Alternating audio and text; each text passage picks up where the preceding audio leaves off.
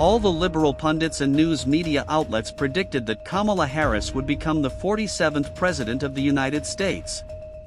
However, as the dust has now settled, Donald Trump emerged with a landslide victory, with over 300 electoral college votes. Democrats are terrified of Trump because he says what he means and thinks what he says. Democrats are used to controlling and manipulating people.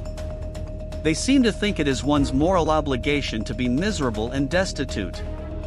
The last 4 years of the Biden administration have been a glaring example of that.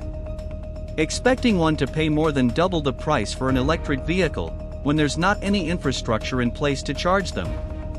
Forcing citizens to decide between groceries and mortgage payments, because mortgage prices have doubled in just the past 4 years. Seeing the cost of gas go from less than $2 per gallon to over $4 per gallon in the same period. Democrats ran on a 2024 presidential platform that somehow voters owed them something. That there was a moral obligation to vote for their party. However, last time I checked, it was the GOP, aka the Republican Party, that freed the slaves, not the Democrats. Abraham Lincoln was a Republican.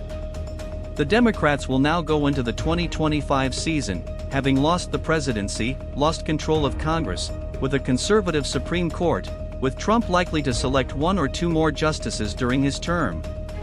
Democrats went on a witch hunt versus Trump, calling him a fascist and a Nazi. Deciding to run on a platform centered around abortion rights and Trump hysteria. How did that work out?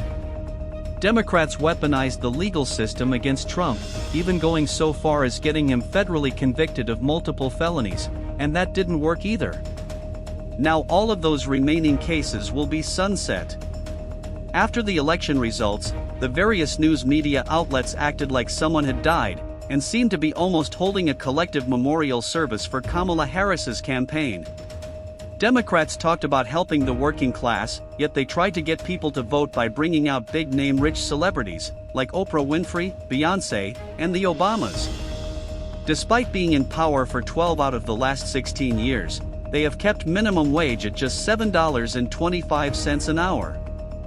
Thus, the Democrats will have a very difficult time winning back the presidency and/or Congress, as long as they appear to be tone deaf. Americans are not going to care about things like climate change if they are struggling to keep a roof over their heads and food on the table. Caring about the fate of immigrants, particularly illegal ones, will also not be a top priority for most people when they are getting free government services, driving up the national debt, and committing crimes. Therefore, it seems that the new base of the Democrats are highly educated dreamers, and those with large sums of money with their heads in the clouds, that can afford to be bleeding heart liberals.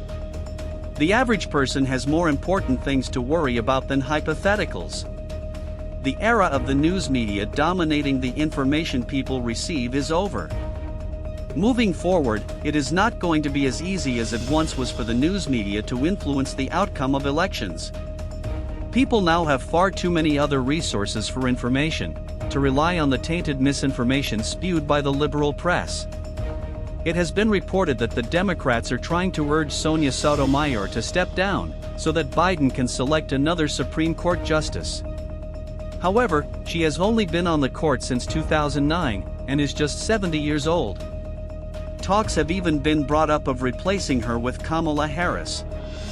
However, Harris is likely to run for governor of California when Gavin Newsom makes a run for the presidency in 2028. Until then, she will have to find something else to do with her time.